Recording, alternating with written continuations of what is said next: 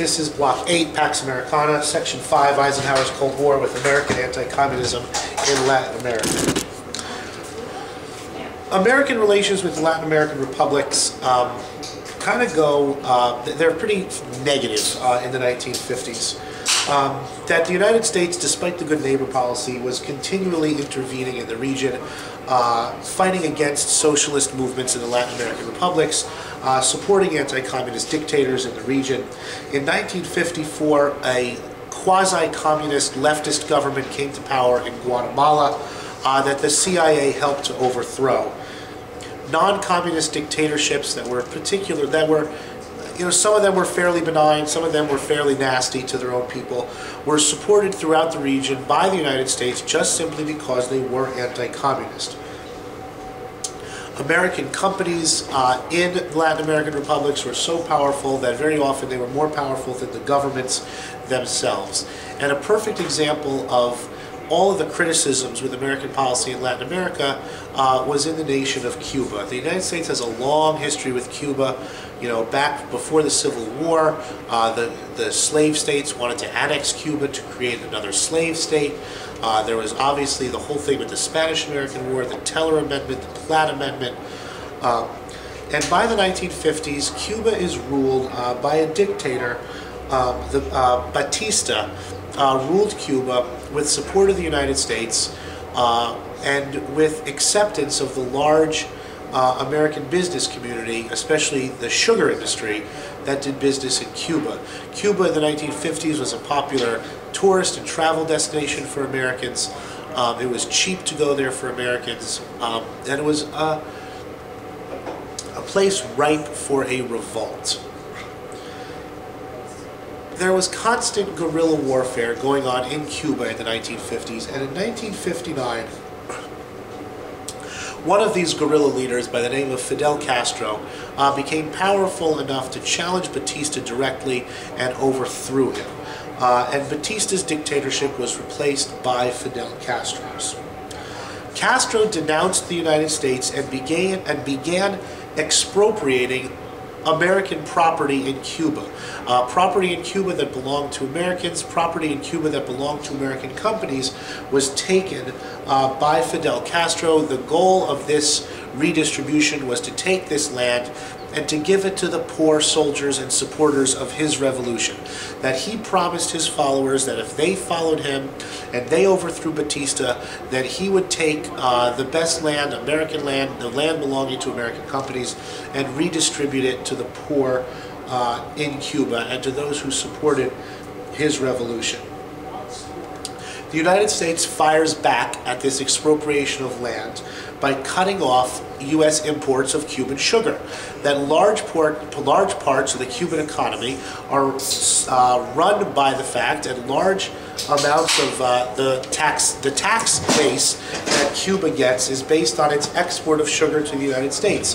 That the United States buys a lot of Cuban sugar, and that is a big support for the Cuban economy. So the United States responded to Castro nationalizing property by cutting off American sugar trade with Cuba. Castro one-ups the United States again by taking over the rest of American property on the island. And then he finishes his relationship with the United States, he nationalizes the remainder of property, and then gets on the telephone and offers up his island to the Soviets.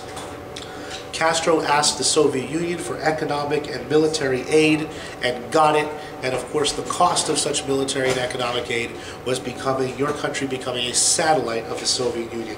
So Cuba became a satellite of the Soviet Union, an outpost of Soviet communism 90 short miles to American shores in Florida. And the Soviets theoretically could launch an attack on the United States from Cuba, could influence the United States from Cuba, that Castro would become, and remains to this day, a thorn, a cramp in the side of the United States for over 55 years now. Castro's revolution, as all revolutions do, usually turned violent. He started executing and imprisoning opponents of his regime. He started executing and imprisoning people who he accused of collaborating with the United States. He started executing and imprisoning people who disagreed with his policy of wedding Cuba to the Soviet Union. Being so close, anti-Castro Cubans fled Cuba by the thousands, and arriving on rickety boats and in inner tubes and on homemade rafts, these political exiles washed up along the shores of Florida and created in Florida the first powerful Hispanic political community in the United States. There had been Mexicans in the Southwest for a long time. There was a growing Puerto Rican community in New York City. But the anti-Castro, anti-communist Cubans who settle mostly in Miami and in the surrounding regions become the first important, politically important Hispanic ethnic group in the United States, where they remain so to this day, especially in Florida. Cubans become reliably Republican voters due to Republican anti-communism, and even today, while most Hispanics vote for Democrats, the Cuban community still leans towards the Republican Party. In response to Castro, the United States placed an embargo on Cuba, preventing all travel and trade with that island nation, and to one degree or another, that embargo remains in place, although weakened to this very day. Cuba is going to play a huge role in the administration of John F. Kennedy, which will be one of the first things we look at in Block 9. But by the end of the 1950s, Eisenhower, although he has managed to avoid full-scale nuclear war, he has trimmed back American defense spending. He has been embarrassed over the U-2 incident in the Soviet Union, and he has been embarrassed by the success of Castro in Cuba.